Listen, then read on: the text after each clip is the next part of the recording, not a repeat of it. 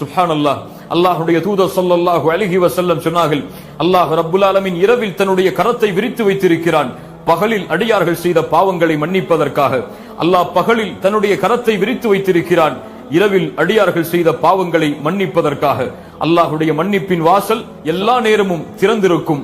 மரணம் வரை அவன் என்ன பாவம் செய்தாலும், என்ன குற்றம் செய்தாலும், அல்லாஹ்விற்கே அவன் இணை வைத்து விட்டாலும், அல்லாஹ் ரப்புல் ஆலமீன் அவன் மனம் திருந்தி அல்லாஹ்வை நோக்கி வந்தால் அல்லாஹ் ரப்புல் ஆலமீன் எல்லா பாவங்களையும் மன்னிக்கிறான்.